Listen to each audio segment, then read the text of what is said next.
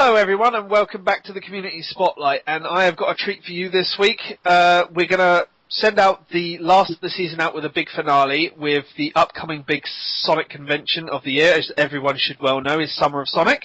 2012 does mark its 5th anniversary, and tonight with me I have a host of people that work on the event that have either been there from the very beginning or working on the event from last year and this year. So if you want to just go around the circle and just introduce yourselves. Hello everyone in the circle. I am Svend Joscelyne, aka Dreadknux. I'm the creator of Summer of Sonic and also the co-organizer with this person next to me who shall now mention his name. My name is Rory, Roareye Black, Roris, the sexual one. That's not right. It is. You can bleep that. That's incorrect. But It's fact in my mind. And I am co-organizer this year. And I'm co-organising Summer of Sonic. Yay. Right. I'm Dave. You probably know me better as Hogfather from the internet. Yes, from there. I usually do the Buzz Bombers quiz, and this year they're going to sit me in the corner and look after the comics. But you're also doing the Buzz Bombers. Yes, I'm also doing the Buzz Bombers. Hooray. Yay. Right, I'm Phil, Phil Sims, otherwise known as Vger, and, previously I've done bits and pieces, running around, mostly helping out with Sonic. This year I'll be doing that as well as, managing the, signing area. Hello, I'm Lewis Clark, aka SonicYoda, and I'm the worst kept secret at Summer of Sonic. I am Sonic.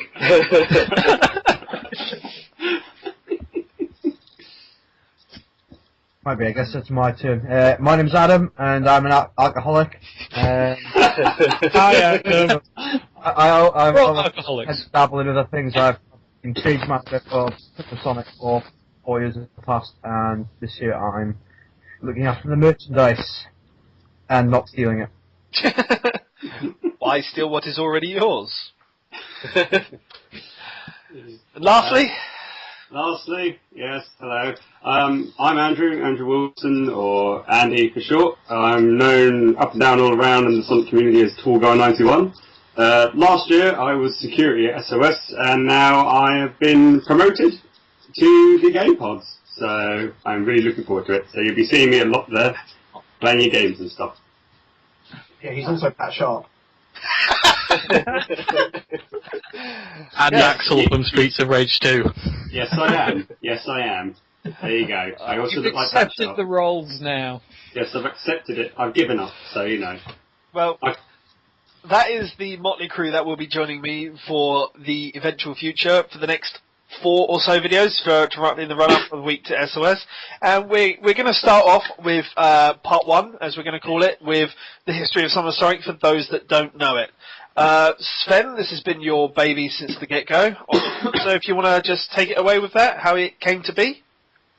Sure. Well, so basically, Summer of Sonic, in its current form as a convention, was really kind of the second iteration of the entire thing. It originally started off as a website in 2006 to coincide with Sonic's 15th anniversary.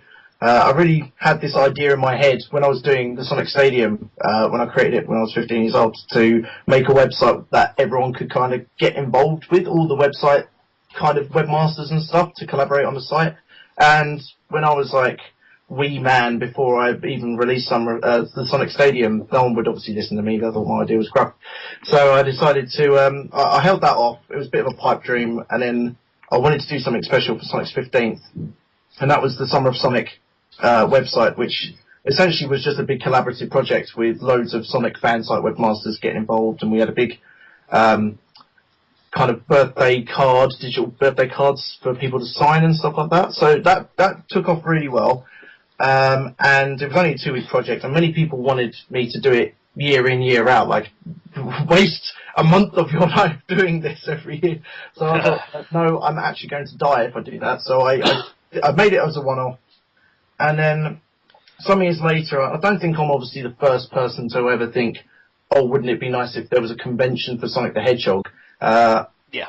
But I did kind of bring up the idea with Kevin Eva, Archangel UK, who now runs Sonic Rex, was the community manager for Sega Europe at one point. And I said to him, look, I've got this idea, it'd be really cool to do like a convention or something. And obviously, Kev, being a Sonic fan himself, had the very same idea as many others would have, and said, you know what, this would be a really good idea, let's work it out. And we knew it was going to be something of a successful idea, because we'd already kind of done, I knew Kevin 3 times before or so through real life meetups, which had never really took place before about 2007 or About so. 2005, 6. No, 2006. No, it was a Nottingham tea party where Richard Jakes did a performance for Game City. He was in Nottingham performing in a church. That was the first time I met Kevin and Adam, and that was like the first meeting of any Sonic fans, realistically, or whatever, I don't know. And then we did a couple of meetups later on down the line, which ended up being more successful than we thought. A mutual friend, we all know his name, Elson Wong, world traveller, unexplained. He decided to come down and meet me, Adam, and Rory for a couple of days, and he extended the invite to Kevin. Kevin invited a whole bunch of people, got bigger than we thought. So we thought, well, if 20 people can come up to an event where only 4 people were actually originally intending to come, and this is in London, surely we can kind of get this ball rolling and do something like a much bigger meetup. So that was where the genesis of Summer of Sonic came out. Kevin suggested I reuse the Summer of Sonic name, which was actually a boss idea, so I decided to do that.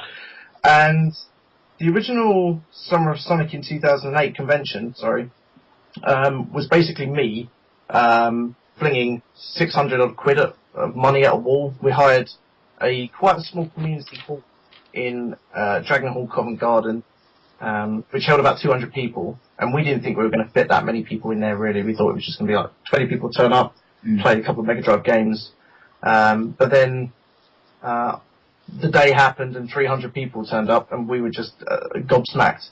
So really, that's the genesis of Summer of Sonic from beginning to the actual day of the first convention. So yeah, really kind of drove home how big of a concept it could really be. None of us could ever really imagine that it could have lasted for 5 years. No. Oh, that's cool. I mean, obviously from 2008 to present, it's obviously evolved to a certain point where obviously more people from the community have joined in, and it's got bigger and bigger each year, you would say? Yeah, it's gone massively bigger. Like the second time we did it in 2009, there wasn't that much of an increase, but there was an increase. We had 300 people turn up 2008, about 400 turn up 2009. And then that exploded in 2010 when we had 900 or so, over 900 people. So over 900 people turned up.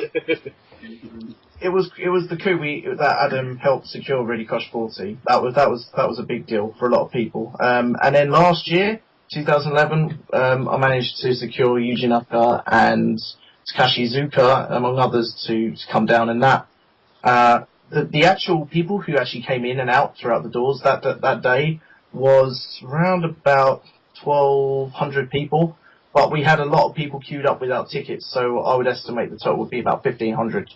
So yeah, we were expecting big things year in, year out. Got massive. That's good. I mean, so we've gone from the 4 years, and obviously your small meetup. I mean, going around the circle as it was, has there been a particular standout memory so far from those 4 years for any of you?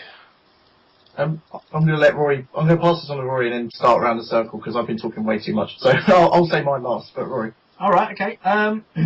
Well, for me, every year has had its moments, but for some reason, the biggest moment that, for me anyway, was when we did the first one in 2008, and I was doing photography from where there was this small little balcony where we hung a Sonic banner, and it was so tiny and it was packed with soot that they tried to shift out of the Dragon Hall, and they just left it in this tiny little alcove at the top, so I could get a view of everything, but I watched my step.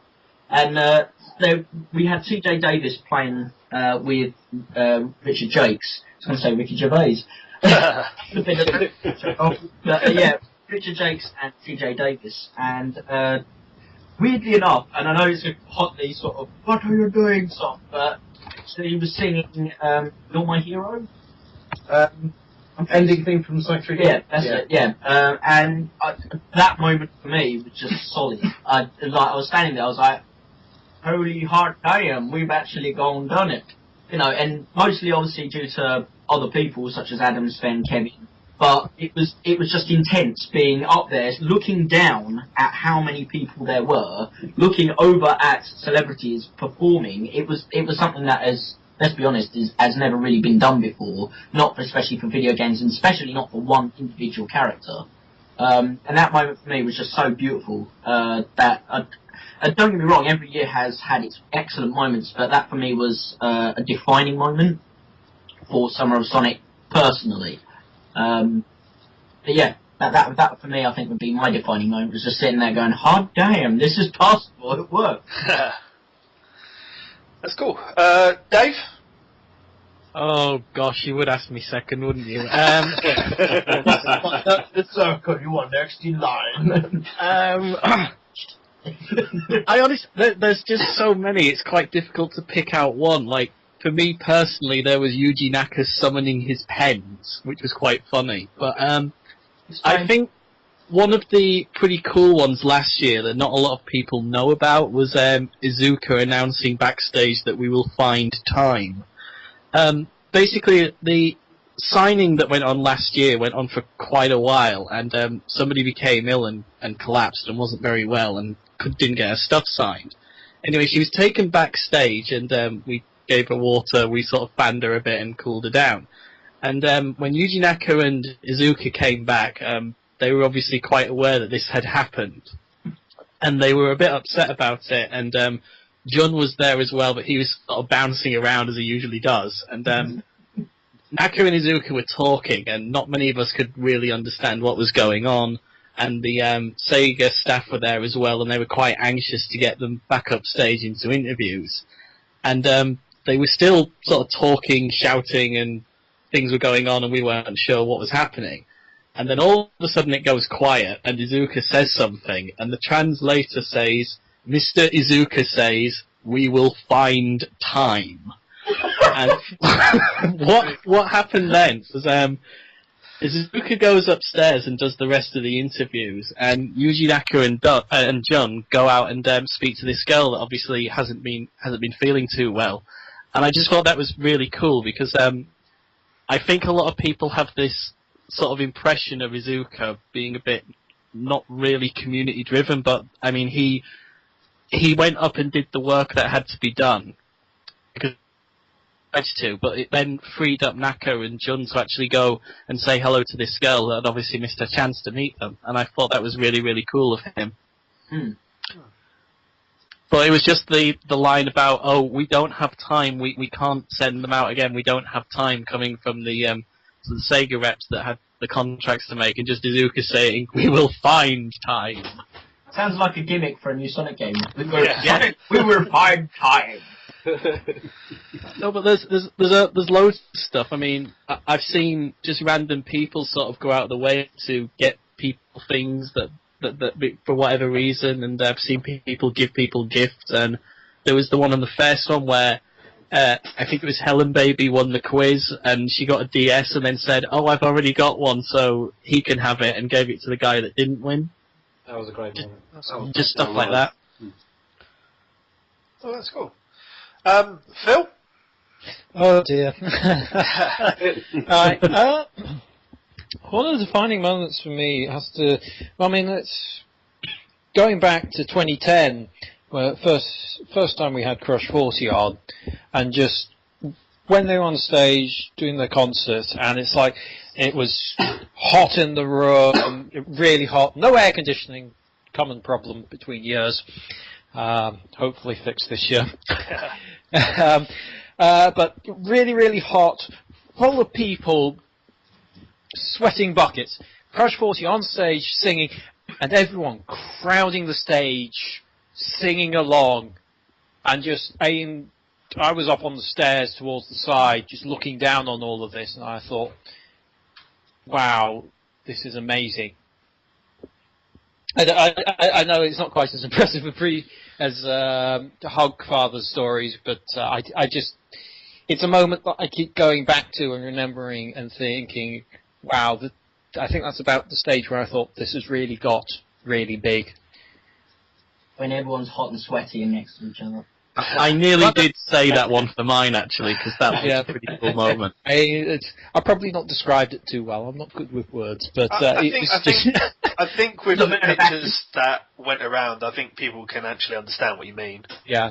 Yeah. It was just such a great moment. Everyone was together, enjoying the moment, singing along, and it really stands out to me as just a great time, a great moment where everyone was on the same page. I think it was the scale of it as well, just the fact that for that one, the jumping people that were there was so huge. The first one, we used to joke about how, there was 3 Sonic fans there, everybody else just came from the pub that had shut early. And wandered in, wondering what the heck is this. And then gone, oh, we're Sonic fans as well. Yeah. That's cool. Lewis? I think I'm going to have to go with the proposal last year. That was just mad and just really, really cool, and like brought a tear to my eye. I can't remember the chap and the lady's name, but I'm sure someone else will get it. It was Anthony and Carly. Carly, that's it. Yeah. Oh no, that was just brilliant. I mean, that was one of those things where it was just, I mean, obviously the focus is that this is a fan convention, and that was like one of the ultimate things you could possibly do as a fan. I thought that was just massively unique, really touching, and just, I was really moved by that one, I think. I really enjoyed that moment. You cried manly tears. I did indeed. Yeah, this year we've got to beat a marriage proposal. Let's have the wedding. That's what I was Too expensive. Do you know how much weddings cost? Now, basically, someone cosplays as Sonic, someone cosplays as Amy. There you go, job done. Done. You're fulfilling too many fanfics there, I think. Join us for the wedding of Amy and Sonic. Summer of Sonic 2012. Moving on, Adam? Yeah, it's kind of difficult picking out one moment where you go, yeah, this is the defining moment. I mean, as the other guys have said, there's moments where it's tear-jerking, or, I don't know. I quite enjoyed, out of my own Schadenfreude, Phil doing the caramel dancing on stage. Can we just let it go? So that's one of my fond memories, Phil. So, but there's a couple I want to mention.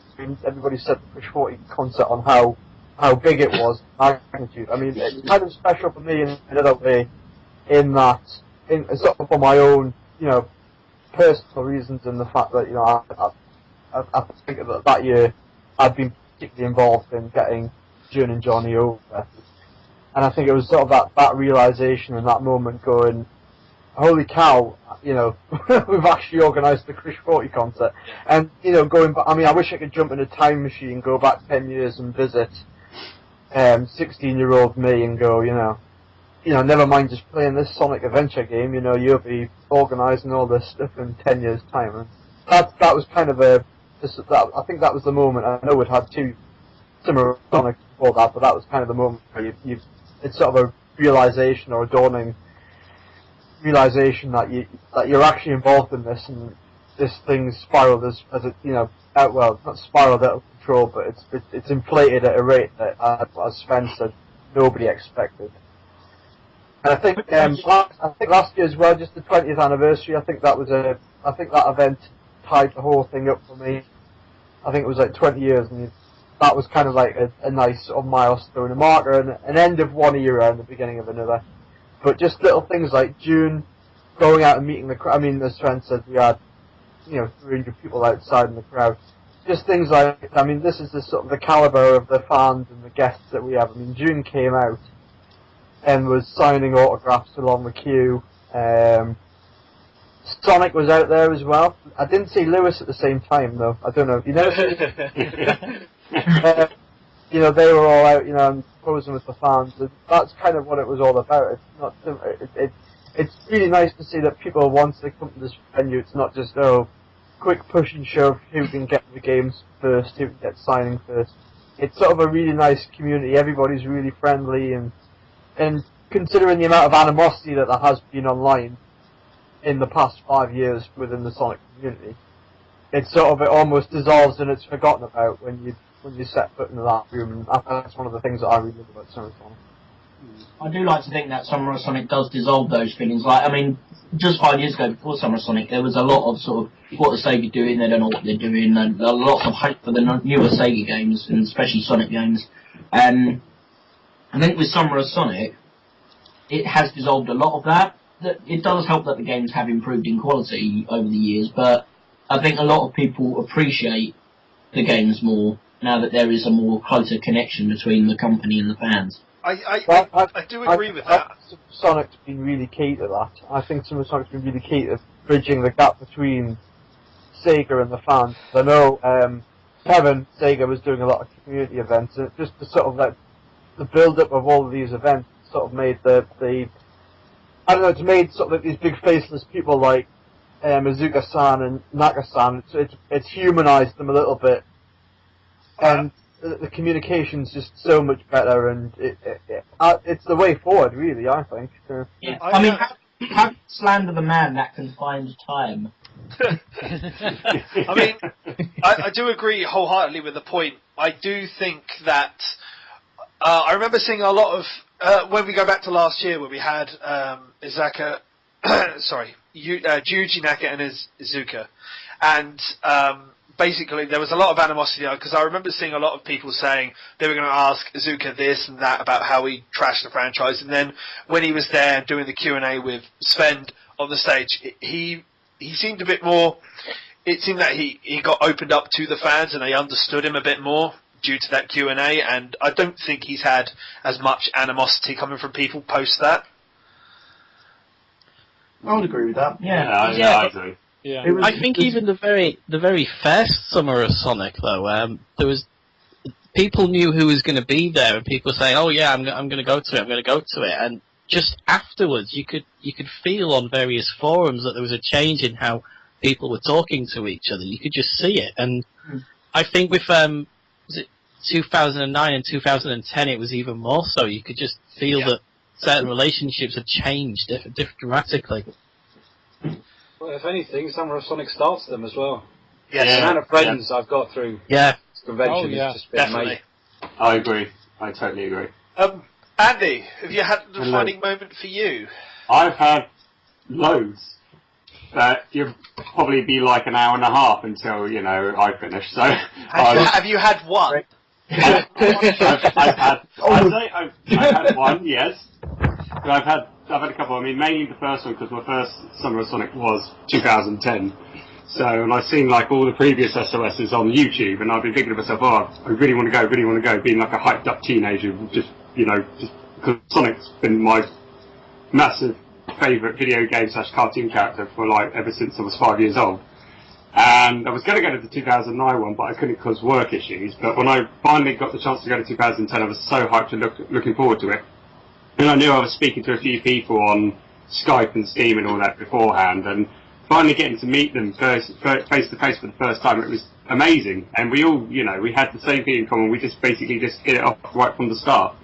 And, just everything at the first convention was just, 2010 was totally amazing, especially, of course, Crush 40, you had Sonic 4.1, you had June and Johnny signing, doing autographs. I just totally loved it. And I thought that was it was the first convention I ever went to, and it was actually still holds a place in my heart as the best SOS I've ever been to for the best convention I ever went to for my first convention.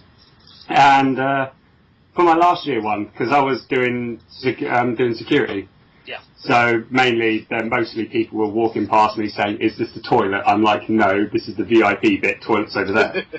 Basically, quite a few people did come up to me and tell me that, but it's good because people that I knew or people that I didn't know came up to me and just started chatting. Even people, like I said, that didn't even know me. I've never met them before in my life. They just talked to me because I was on my own. They just thought I wanted to chat to someone, and that was great. And I really liked that. And there was one guy that I saw that was just at the end of the convention who came up to me, and he said, "Excuse me, what's this?" Because he was one of the guys that didn't have a ticket because he waited in the queue. I told him this is a convention for some of the Sonic, all the information and stuff. He's like, "Oh, really?" I said, "Did you have a ticket for this?" He's like, "No." I said, "I saw this massive queue, and I got very interested, so I wanted to come in and just see what it was all about." And I was like, That's okay, amazing. okay. How long was he queuing for? I had no idea, but I spoke to him right at the end, and he was basically saying, because I do know Sonic the Hedgehog, because I used to play the games in that. And I told him he said, "How did this come about?" And I told him basically what happened with some of Sonic and about, how Sonic's evolved over the years. And he's like, "To be honest," he said, because he used to play the old style Sonic games, he said, "To be honest, looking at this now and seeing everyone talking to each other, having fun, having a great time, there's games, there's people, there's like celebrity Sonic, and everyone's having a big smile on their face." He said, "I wasn't, ever since Sonic evolved, he wasn't so much of a big fan," he said, "but now seeing everyone having a great time and talking about, everything to do with Sonic, it made him become more of a fan again, and he absolutely enjoyed himself." For someone that literally just thought to himself, "This is a massive queue," and got interested and actually walked in, without a ticket, just walked in, came in the queue to see what it was all about, and then coming back to say he's a fan again because of the community. I think that's just truly amazing. Yeah. I think honestly, I know you get mostly the people, that you get hyped up for, like, the main convention. You're hyped up for the for the games and the guests and that. But I think mainly the key thing for this Summer of Sonic is mainly for meeting people. There are people that probably go on their own, just to go and just to see what's up. And at the end of the day, they come out with new friends and just get to meet new people. And I think that's great, spending time with people, getting to know new people, talking about the things that you love. And that's what I think, that's one big thing I think Summer of Sonic's all about. That's good. I think one thing we can all agree to, though, one of the greatest moments of SOS was definitely in 2010, and it was when we were doing Nevermind the Buzz Bombers on stage. Svend had a little child on his team, and people still boot his team. That's not fair, is it? That's hilarious. It's not funny, but I will still take credit for the actual managing to use the Sonic Heroes line when they were up on the stage. I still take credit for that because that was amazing. I'm sorry. I guess I should put, like... Yeah, it leaves us with you, Svend. Go ahead. There've been so many different moments, like everyone said, like, it's hard to pick one. I mean, for example, a couple of standout moments. Obviously, as Lewis said, the proposal was really heartfelt. The 2010, when Kevin and I went on stage to a massive rapture of applause after the intro film, that was quite euphoric, actually. That sticks out in my head. What Rory said about the very first one, where I was watching Richard Jakes and seeing the massive crowd, and me and Rory just sitting there, we're just like, wow, we made it, man. This is what it's all about. And obviously, getting people, the reaction, getting people to interact with Naka-san and Izuka-san last year with the Sonic Generations recording and everything, that's a high point. But this is going to sound a bit of a cop-out, but my favourite moment, I guess, or moments, isn't any particular one thing. It's probably through talking to the people that are there and hearing just some of the things that some people have said to me, just either be it random people or some of the celebs or whatever. The very first one we did in 2008, again, none of us knew how many people would turn up. We knew at least 20 would turn up due to the whole Elson Wong thing, but we just... nowhere near did we expect 300 people, and it was really a grassroots thing because my my distinctive aim with Summer of Sonic wasn't to tie it to any one particular website. I know it was co-organised, the first one, by Sonic Rex and the Sonic Stadium, but what I specifically wanted to do was not put their names as like the very top of prominent. Yeah. It was to be an every fan's convention. So, which is why it still has and had back then its own fan site, and it really kind of exploded in popularity. I think people really started talking about it on other people's forums because of, I think partly because of that fact, but also because nothing had ever been quite done like that before. And I remember in the first year that really kind of hit home for me when I randomly spoke to a parent, and she said to me, "Oh, thank you so much for doing this day and everything." I was like, "Oh, that's really no worries. We're happy to have you here. Like, whereabouts are you from? You know, the usual chit chat." And she said, "Well, we're actually from America," and that was when it hit me. I was like, "Whoa, what?" I said, "You're from America?" And she went, "Yeah. We're here with our son." And she explained that they were planning a vacation to the UK anyway, in London specifically, but their son found out about Summer of Sonic and asked them, pretty much begged them to book it around Summer of Sonic. So they did, and I was just like, wow, that's extreme. That's where you think, like, people are that dedicated to kind of come and meet you and do that, see the other things, like Heather giving away her prize to the second place contestant in Adam's quiz that year. I remember distinctively, I wasn't actively involved in this particular exchange, but my mum, she was backstage last year's event, and she managed to bump into June, and June hadn't really met my mum and didn't know who she was and stuff, so there was a bit of an awkward kind of moment, like, who are you kind of thing. My mum introduced herself, and June was like, "Oh, I know Svend and Rory and stuff very well." And she said, "Oh, I love those guys." And he said something to her which was really sweet. It would always stick by me. He said, "If it wasn't for Svend, I wouldn't be here." And I think that goes back to what Adam said, where you kind of think, oh my god, we've managed to get this huge band that everyone loves to there. And I'm pretty sure, obviously, that June feels the same about everyone who's involved in this whole production. Yeah, you would have only mentioned you, etc., specifically because it was your mother. Exactly, but it's just like, you know, when people are saying that about you and about this whole event and why it's so special to them, that really gives me a lot of satisfaction, because at the end of the day, as you know, as was said, it's not about, you know, what freebies we can get people. That's nice, but it's all about people meeting each other and getting to know one another. And yeah, I mean, last year, for example, Yuji Naka and Takashi Iizuka, I had about 5 minutes conversation with them, and they expressed to me just how grateful they were to be invited to something like Summer of Sonic last year. Like, they were bowing to me, and that was a bit of an out-of-body experience, because I was thinking to myself, what? You guys are like my heroes. What are you doing? And they're bowing to me. I was like, don't bow to me. I'm supposed to be bowing to you. Bow down. He can summon pens and he can bow to Svend. It's mind-blowing to know that it's not just the fans that are having an awesome time out of this, which is the paramount point of, obviously, Summer of Sonic, but also the celebrities. They're not coming here just because it's like, you know, oh, it's a free gig, you know, that I can get. I have to. Or I have to, or I can get free exposure from this. They come because they genuinely want to. It's amazing. Yeah, just keep for a moment, I guess. That's really good, and I think that's a nice point to tie up this part of the show. And if you come back tomorrow, then you'll hear me and the rest of the crew that have been talking more about Summer of Sonic, past, present, and future. So thanks a lot for listening to this one, and we'll see you tomorrow. Bye. Bye.